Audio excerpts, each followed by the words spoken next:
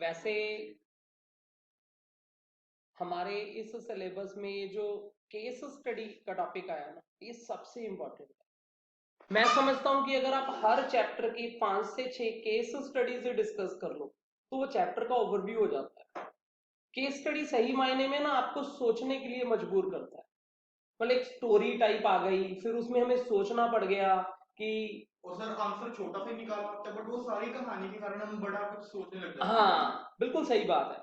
मतलब चाहे आंसर एक लाइन का ही है, लेकिन वो पूरी स्टोरी आपको इतना वो एक विजन दे देती है कि आप पूरे चैप्टर को रिकॉल कर जाते हैं।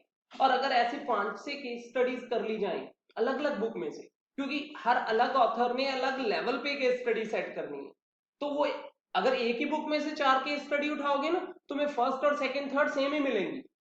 लेकिन जब तुम बुक बदल के केस स्टडी उठाओगे तो तुम्हें वहां कुछ नया मिलेगा। और केस स्टडी इनडायरेक्टली आपके सारे सिलेबस को कवर करती है, ये सच है।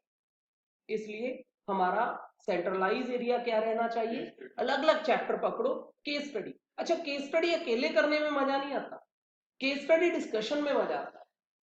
केस स्टडी में ये है कि अगर हम पूरे बैच में बैठे हैं ना, और फिर उस केस स्टडी को सुन के फिर उसे एनालाइज करें और एक डिबेट टाइप में आ जाएं तो ज्यादा बेटर है। तो सर वो कर लेते हैं, फिर इसको छोड़ दो तो चलो ये क्वेश्चन स्टार्ट किए हैं, फटाफट से इनसे स्टार्ट करके जाएंगे केस स्टडी पे डायरेक्ट।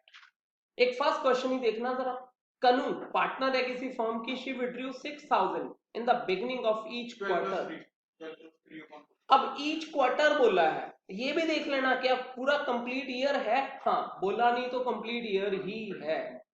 तो 12 प्लस 3 अपॉन 2। बिल्कुल ठीक है, 12 प्लस 3 अपॉन 2 ये एवरेज टाइम आ जाएगा 7.5 मंथ्स। 7.5 अपॉन 12 इंटू 6,000 की ड्रॉइंग ईच क्वार्टर है, 6,000 इंटू 4 भी होगा और इंटू 10% हो जाएगा। जो भी सॉल्व करके आया आंसर हो जाएगा।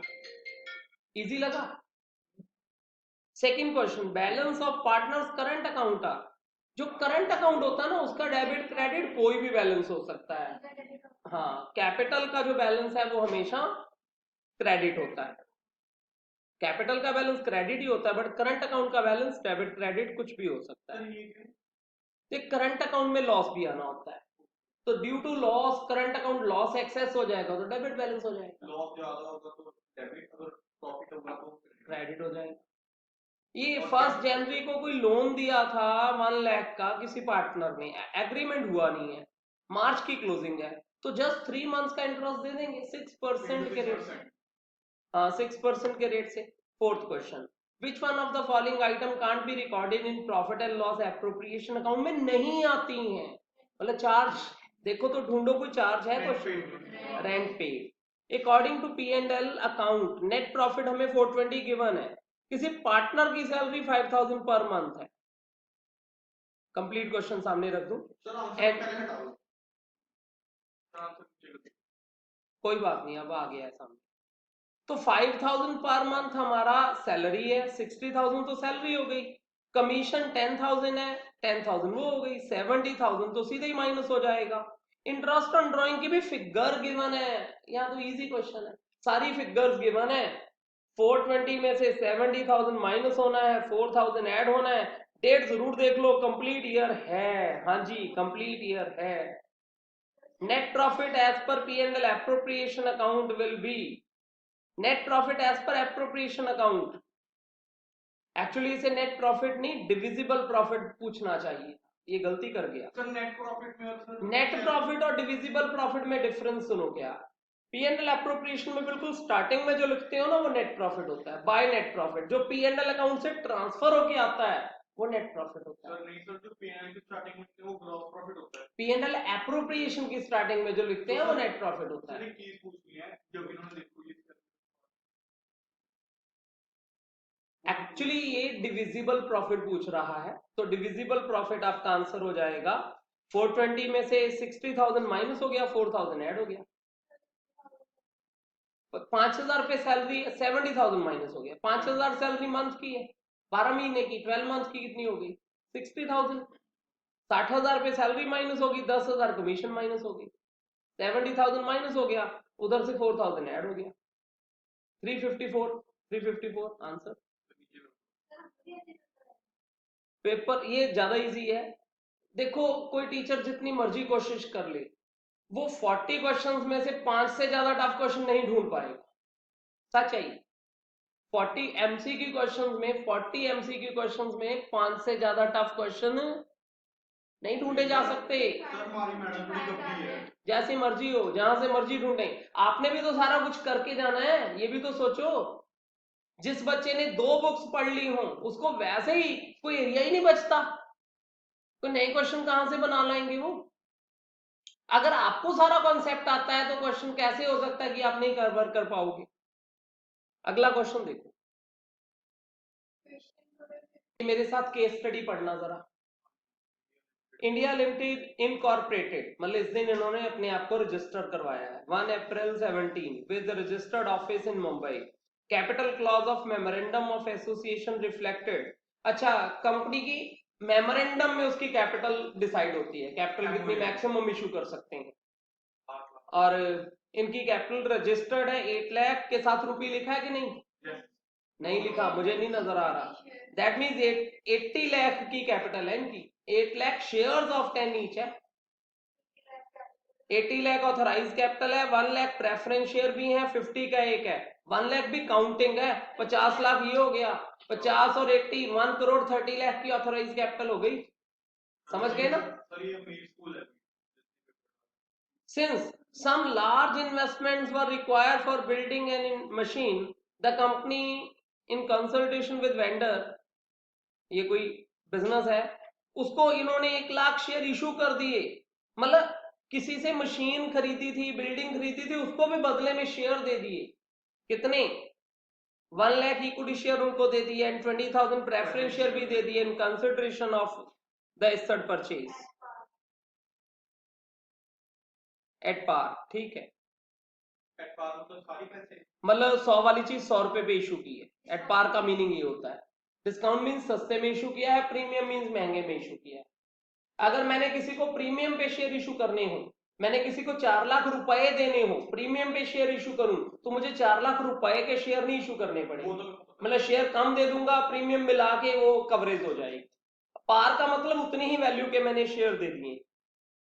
दैट मीन्स कि कोई बता सकता है मैंने बिल्डिंग और ये मशीन कितनी रुपए की खरीदी होगी जो मुझे इतने शेयर देने पड़ गए सेटिस्फेक्शन में?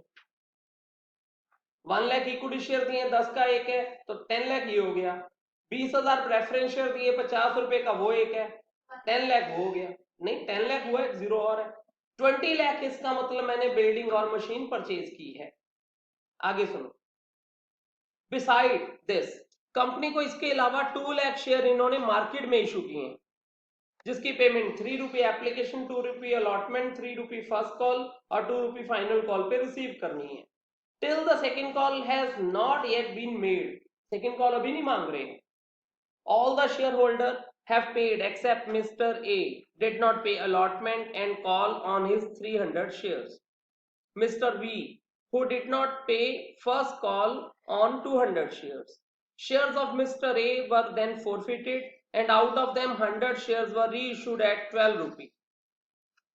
A के शेयर काउंटिंग कितने थे, एक बार रिकॉल करें? 300। ठीक है, 300 शेयर फॉरफिट किए हैं, 300 फॉरफिट किए हैं, बीच में से 100 री इशू किए हैं। थोड़ा बहुत कुछ लिखने वाला काम हो चुका है अब ये। बेस्ड ऑन द इंफॉर्मेशन कहता अब ये कुछ क्वेश्चंस के आंसर दे दो। पहला question, shares issue to vendor for building of machine, issue consideration other than cash. Perfect, C part. Next question का आंसर दो। How many equity shares of company has been subscribed, मतलब public में कितना issue हो गया, चाहे वो building के बदले इशू किया चाहे वो मार्केट में अलग से इशू है। अभी कर लेते हैं ना। बच्चे टोटल में 300 शेयर फॉरफिट किए थे, 200 री इशू कर दिए थे, एक 200 शेयर कम है बस 3 लाख में से, क्योंकि 2 लाख शेयर एक इशू किए थे, 1 लाख शेयर एक मार्केट में इशू किए थे। 3 लाख में से 200 शेयर क्यों कम हो गए? क्योंकि फॉरफिट करने के बाद री इशू नहीं किए थे, तो आंसर आ गया 2 लाख 99,800। हमने याद करो पहले वो बिल्डिंग के बदले कितने शेयर दिए थे, बिल्डिंग के बदले कितने शेयर दिए थे? 1 लाख। फिर उसके बाद मार्केट में कितने शेयर इशू किए थे? 2 लाख। 2 लाख और 1 लाख मिला के कितना इक्विटी शेयर हो गया था पूरा? 20। ओ इक्विटी प्रेफरेंस थे, हमसे सिर्फ इक्विटी पूछा है। How many equity share subscribe? तो टोटल में मार्केट में 3 लाख शेयर इशू हो गए थे। उस 3 लाख में से कितने शेयर फॉरफिट किए थे हमने? बट सर उसमें हमें ये कैसे होता कि वो प्रेफरेंस शेयर हमने किए थे इक्विटी शेयर बच्चे साफ लिखा हुआ था, उसके इक्विटी शेयर हमने फॉरफिट किए थे। उसके बाद उसी में से कितने रीइश्यू कर दिए थे? 100। तो फाइनली कितना शेयर मार्केट में कम हो चुका है? 200। 200 तो 2,99,800 शेयर्स। नेक्स्ट सुनो, what is the amount of SPR reflected in balance sheet at the end of the year? बच्चे अगर बेसिक इशू तो हमने पार पे किया, फिर वो 2 लाख शेयर भी मार्केट में पार पे इशू किए। हाँ, वो जो 100 शेयर री इशू किए थे वो देख लो, बस महंगे में इशू ना किए। पढ़ना जरा, 12 पे किए थे, है ना? तो 200 शेयर, 2 रुपए प्रीमियम, तो प्रीमियम कितना बैलेंस शीट में शो होगा? 400 रुपीज। हमने जो पहला बिल्डिंग के बदले 1 लाख शेयर दिए वो पार पे दिए, फिर हमने मार्केट में 2 लाख शेयर इशू किए, वो भी पार पे इशू किए थे, तो प्रीमियम तो अभी तक है ही नहीं। फिर हमने 300 शेयर फॉरफिट कर लिए थे, फिर बीच में से हमने 100 शेयर री इशू किए थे, 10 वाला शेयर 12 रुपए के रेट पे, वहां 2 रुपी प्रीमियम पर शेयर आया था। 100 शेयर 2 रुपी प्रीमियम, तो 200 का प्रीमियम आया हमारा। 200 बोलना।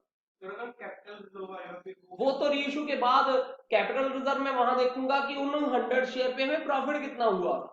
रीइशू पे तो लॉस हुआ ही नहीं, वो जो प्रॉफिट हुआ था वही मेरा। जो वो प्रॉफिट होगा सर वो 2 रुपए माइनस करके निकालना पड़ेगा। ना ना ना ना, 2 रुपए का कोई लेना देना नहीं, 12 में से 2 रुपए माइनस नहीं करना पड़ेगा। नहीं करना पड़ेगा। अच्छा, वो 2 रुपए तो हमें एसपीआर मिला ही, इसका उस लॉस से या प्रॉफिट से कोई लिंक नहीं। मैं वही बात कर रहा हूँ, जैसे इसमें हम जैसे हमें 8 रुपए आए हुए हैं, पुराने टाइम पे 8 रुपए नहीं आए हुए थे, अलॉटमेंट तो दी ही नहीं अगले ने, एप्लीकेशन ही दी थी, मान लो 3 रुपए आए। 3 रुपए आए हुए थे, तो हमने 12 में इशू कर दिए, तो हमें 7 रुपए देने पड़ेंगे। बस वो 3 रुपए का ही प्रॉफिट कैपिटल रिजर्व। कैपिटल, हाँ, वो जो आया हुआ है वो कैपिटल रिजर्व है, क्योंकि रीइशू पे लॉस ही नहीं हुआ। जो रीइशू का प्रॉफिट है वो कैपिटल रिजर्व में ऐड नहीं होगा, वो एसपीआर के नाम पे रिकॉर्ड हो गया। सर इसकी एक बार एंट्री करके दिखाओ रीइशू की।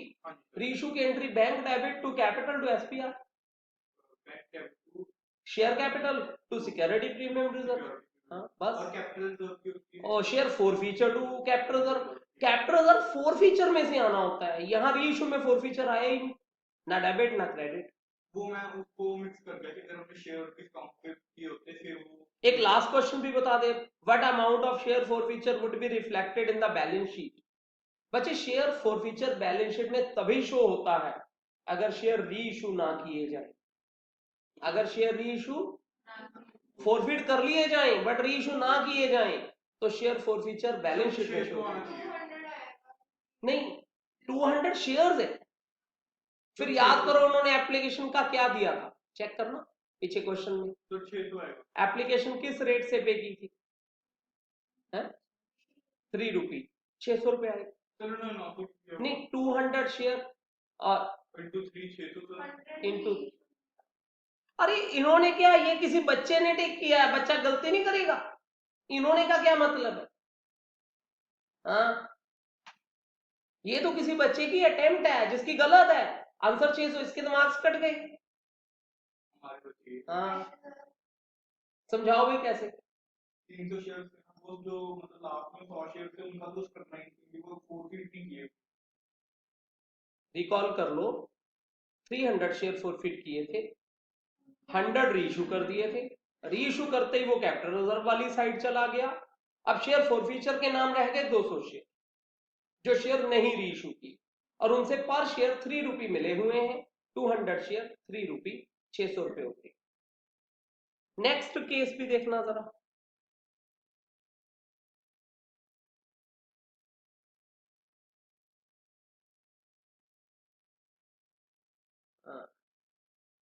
Sterling Enterprises is a partnership business with Ryan, William and Sania.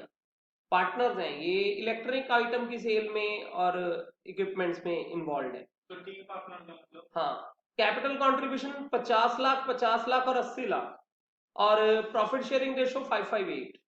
They, as they are now looking forward to expanding their business, it was decided that they would bring sufficient cash to double their respective capital. Double their respective capital. इसका मतलब 50 लाख, 50 लाख, 80 लाख और capital contribution करने वाले. 1 करोड़ 60 लाख 1 करोड़ 60 लाख की, 1 करोड़ 60 लाख, अच्छा total बोला तुमने 1 करोड़, मतलब फ्यूचर कैपिटल उनकी 1 करोड़ और 160 हो जाएगी. ये कब डिसीजन हुआ, डेट गिवन है क्या? सर नहीं चलो डेट नहीं गिवन है.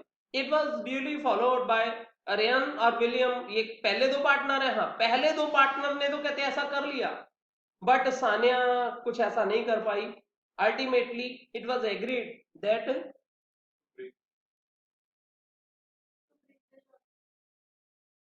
to bridge the shortfall in the required capital, a new partner should be admitted who would bring the amount that Sania could not bring. मतलब 80 लाख बोले आएगा, and that new partner would get share profit equal to half of Sania. मतलब सानिया का जो भी share है उसका half Sania के पास रह जाएगा, हाफ उस नए पार्टनर के पास. वो देगा 4 उसको देगा क्योंकि 8 खाना खाने का. अभी पीछे देखूं वापस जाके, इनका शेयर था 558. हाँ, 5544 हो जाएगा, बिल्कुल ठीक है, 5544 शेयर हो जाएगा. और ये सब एग्री हो गया. कंसिक्वेंटली टू दिस एग्रीमेंट ये इजाज हमारा पार्टनर एडमिट हो गया और रिक्वायर कैपिटल ले भी आया. 30 लाख वो अपनी गुडविल का भी ले आया. अच्छा, वो जो गुडविल लाया वो तीनों में बांट दें क्या, आप कहो तो? सर नहीं, उसमें बांटेंगे सैक्रिफाइस अकेली सानिया ने किया है तो सारे ये 30 लाख सानिया को मिलेंगे. उनका शेयर थोड़ी कम हुआ पहले दो पार्टनर्स का. लो, केस तो हो गया, अब क्वेश्चंस इजीली मैनेज हो जाएंगे. ये कुछ क्वेश्चंस के answer. What will be new profit sharing ratio, पहले पढ़ चुके थे 5544. What is the amount of capital brought by new partner, 80 lakh. What is the value of goodwill of the firm, 30 lakh. वो अपने 4 बाय 18 शेयर के लिए लेके आई थी. 4 बाय 18 शेयर ही था ना उसका, याद करो. तो 4 बाय 18 अगर 30 लाख है तो 30 लाख इंटू 18 बाय 4 करके देख लो कितनी कैपिटल गुडविल पूरी फर्म की होनी चाहिए. तो समझ रही हो ना कैसे हुआ. एक पार्टनर का शेयर है 4 बाय 18 या कह लो 2 बाय 9. 2 बाय 9 शेयर जो है उसकी गुडविल 30 लाख है. अगर 2 बाय 9 30 लाख है तो 30 लाख इंटू 9 बाय 2 कितना होगा? 30 लाख इंटू 9 बाय 2 कर दो. तो 18 बाय 4 कर दें. एक बार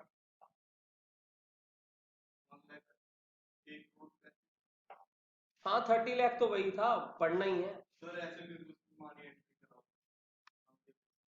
अच्छा, what will be correct journal entry for distribution of premium. जाओ तो सामने सर एक बार. हाँ, 30 लाख की जात वो लाई है तो हमें cash to premium, premium to सानिया नहीं करना चाहिए. फटाफट से ये बोल दिया, क्या बात है? हमें क्वेश्चन में ये थोड़ी कहा उसने कि वो नहीं लाई है तो मैं उसकी कैपिटल डेबिट करूं. अरे वो लाई है तो प्रीमियम डेबिट टू सानिया करेंगे हम, और एक अलग एंट्री होगी cash debit to premium. Cash to capital अलग है, वो जो 80 लाख लाई है वही सर मैं टोटल एंट्री बोल रहा हूं. हाँ, फिर कैश टू प्रीमियम अलग है और फिर प्रीमियम टू सानिया है. 30 लाख प्रीमियम टू सानिया बनी एंट्री प्रॉपर. क्वेश्चन की रीडिंग हो गई है ना सबकी.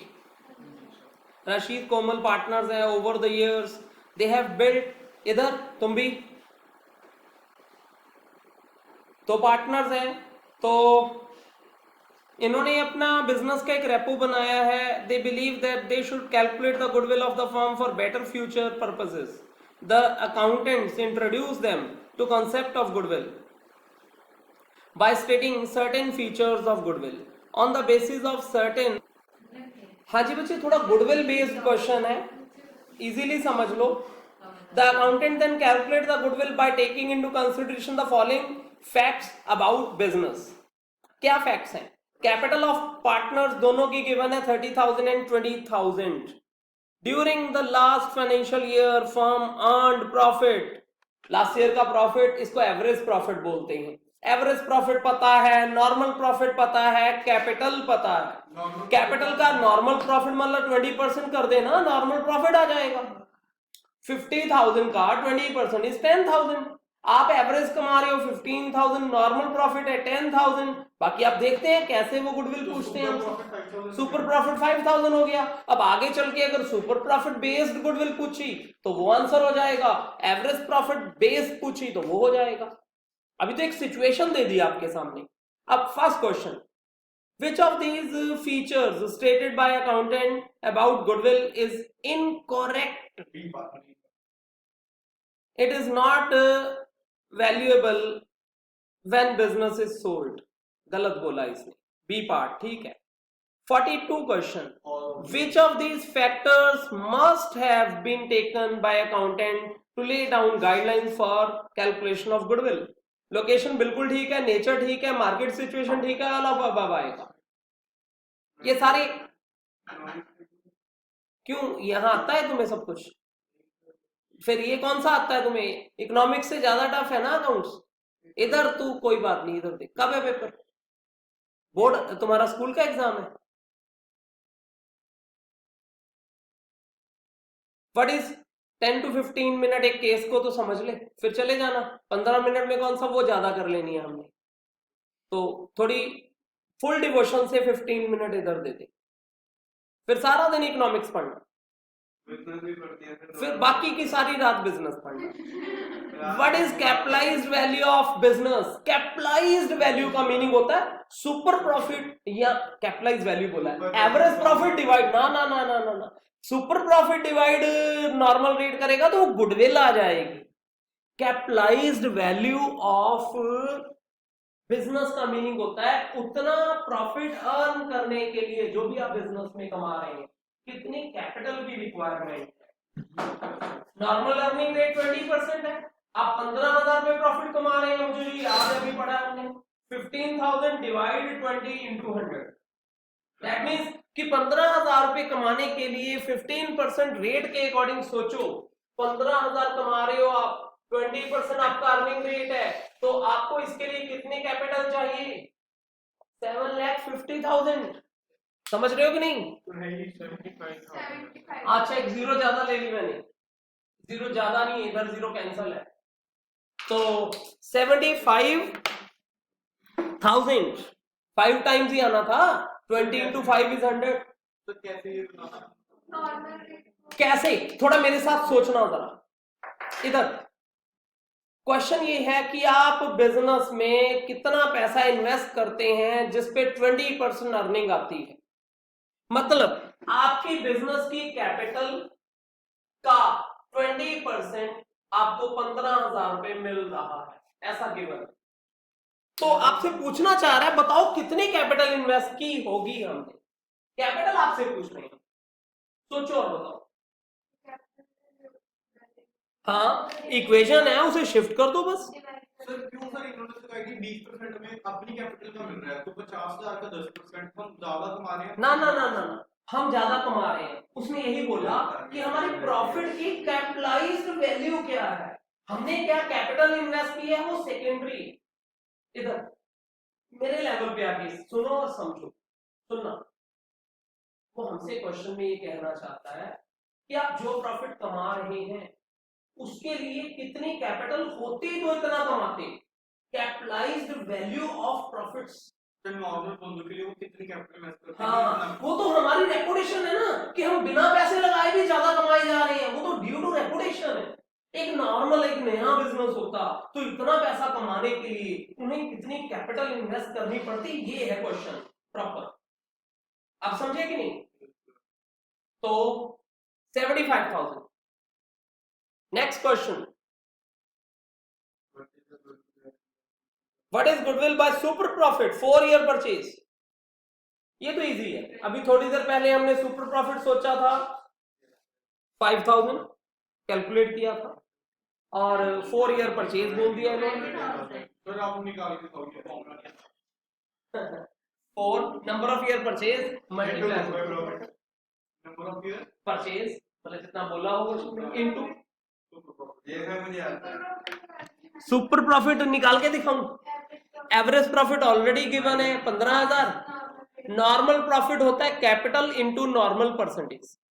कैपिटल भी पता है 50,000, नॉर्मल अर्निंग रेट है हमारा 20%, 50,000 का 20%। सुपर प्रॉफिट निकालने की फॉर्मूला भी होता है।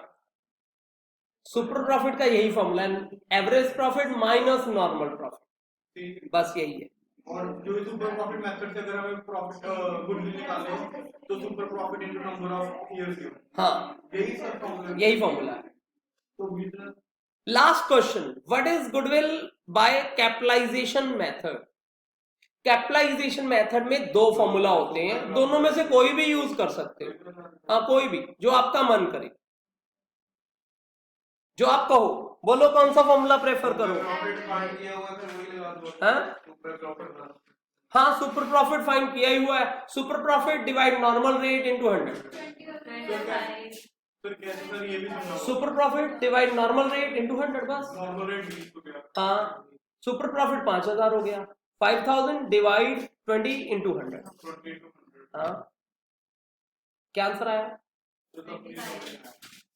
ये फॉर्मूला है, ये फॉर्मूला ये कहना चाहता है कि इतना एक्स्ट्रा प्रॉफिट कमाने के लिए कितनी कैपिटल चाहिए, जो भी चाहिए वही आपके बिजनेस की गुडविल है, क्योंकि आपने तो वो पैसा इन्वेस्ट ही नहीं किया ना। अच्छा ये मतलब गुडविल का डिफरेंस बता रहे हैं, जैसे हमने उसमें से हमने 50,000 किए बट वो 75,000 आ गए, तो वो डिफरेंस ही है। हाँ एक तरह से डिफरेंस है, चाहे वैसे कर ले कि तूने प्रॉफिट कमाने के लिए जो कैपिटल चाहिए माइनस जो एक्चुअल कैपिटल है, उसको बोलते हैं कैपिटलाइजेशन ऑफ एवरेज प्रॉफिट, और ये है कैपिटलाइजेशन ऑफ सुपर प्रॉफिट। दो फॉर्मूला है, एक तो वो जो पहले बताया था capitalised value of profits minus actual capital, goodwill आ जाएगी, या दूसरा फॉर्मूला है super profit divide normal rate into 100, divide normal rate मतलब 100 कि उतना डिवाइड 20 इंटू 100, 20 into 100 upon 100, तो सर 100 तो ना डिवाइड 20 इंटू 100, बस 20% वाला ही तो ऊपर 100 गया ना, दो बार 100 थोड़ी ले लेना। सुपर प्रॉफिट डिवाइड बाय 20, हाँ super profit divide rate into 100। Tony Ronnie करना क्वेश्चन, ये टोनी रोनी सर रेट दो बार 100 से मल्टीप्लाई करेंगे, एक ही बार कहा बच्चे मैंने, सुपर प्रॉफिट डिवाइड 20 और ऊपर इंटू 100, बस यही बोला मैंने। पहले पेज पे जहां ये स्टार्ट हुआ था टॉपिक, चैप्टर के स्टार्ट से जस्ट पहले पेज पे।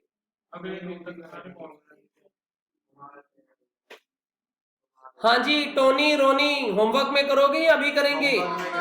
ये वाला होमवर्क है, इससे अगला भी है, और मैं तो कुछ नहीं है, मैंने बात की थी केस स्टडी कर और उसके बाद नहीं अभी एक का होगी, अगले चैप्टर में चला गया मैं।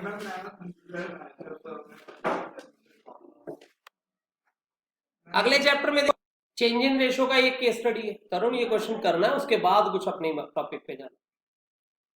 देखो करण और प्रज्ञा दो पार्टनर्स हैं, 2:3 रेशो इनकी, बैलेंस शीट पूरी फर्म की गिवन है, और बैलेंस शीट में कुछ भी ऐसा स्पेशल है जिसको आप ध्यान रखना चाहेंगे, मतलब बाद में भी देखना है, जिसका यूज रहेगा चैप्टर में। अच्छा याद रखना 2:3 रेशो है, करण पहले है प्रज्ञा पीछे है, तो नाम भी ऑर्डर भी ध्यान रखना होता है हमने, करण 2 प्रज्ञा 3, हाँ करण 2 प्रज्ञा 3। अच्छा अपने आप को ऐसा दोबारा सुना देना भी बहुत होता है, एक बार अपने आप को भी बोल दो ना कि ये है और वो है, फिर वो याद रहता है, कम से कम उस क्वेश्चन तक तो याद ही रहता है। तो देखना स्नेहा, बैलेंस शीट में कुछ भी ऐसा है जो बांटना है, एडजस्ट करना है?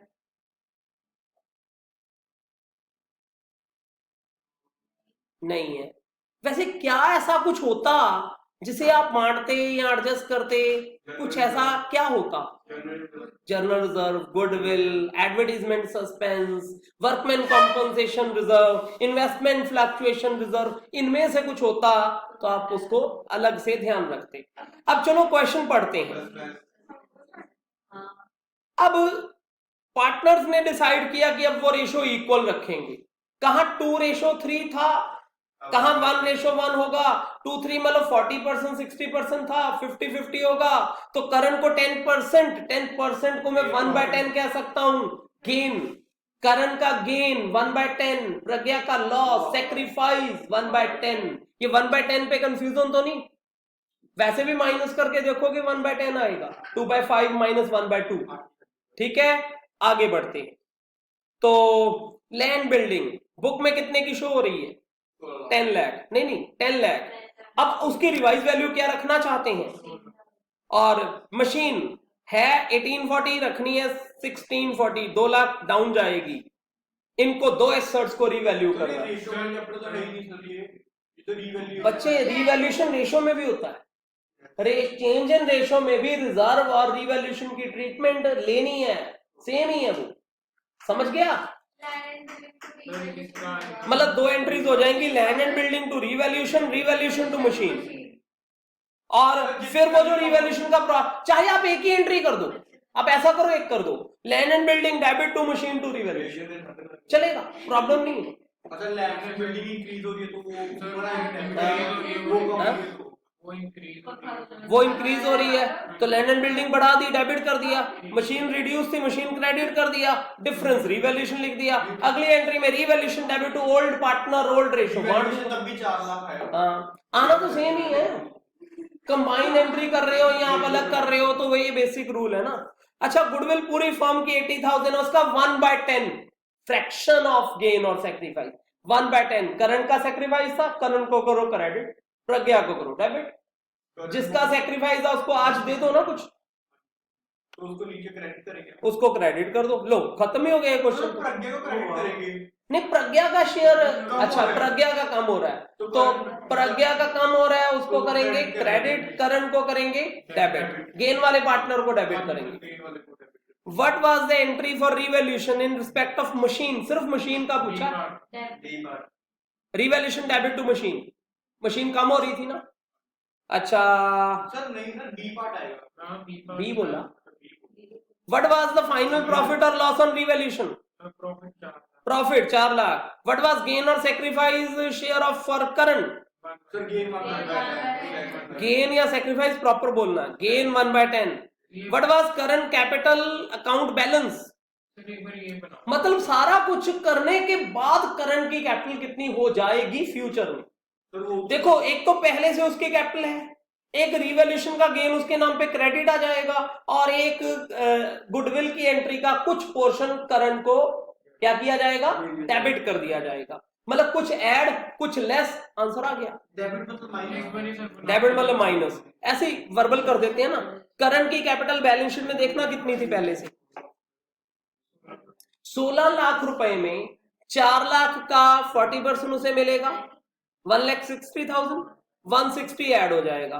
और गुडविल का 1/10, गुडविल पूरी फर्म की कितनी थी, 80,000 का नहीं 8 लाख थी, 80,000 का 1/10 8,000 उसे माइनस कर दे, 1,60,000 प्लस कर दे, 8,000 माइनस कर दे, 16 लाख में 1760 में से 8,000 माइनस कर दी, 17,52,000। आंसर आ गया। सर जो रिवैल्यूएशन है ओल्ड रेशियो में बांटना है, रिवैल्यूएशन ओल्ड रेशियो में बांटना है, गुडविल को सेक्रीफाइस या गेन में बांटना है, फिक्स रूल है, इजी। लास्ट क्वेश्चन ही है बस। What was Pragya's capital account balance, ये सिमिलर सही हो गया क्वेश्चन।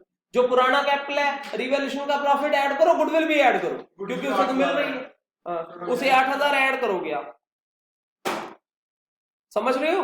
पुरानी कैपिटल कितनी थी उसकी, प्रज्ञा की 24 लाख में 2 लाख 40,000 ऐड कर दे, है ना। 40,000 क्यों, अपना 240, 4 लाख का प्रॉफिट था रिवैल्यूएशन का, 4 लाख का 60% उसका था, 2,40,000 और 8,000 की गुडविल ऐड कर दे, 26,48,000 डी पार्ट।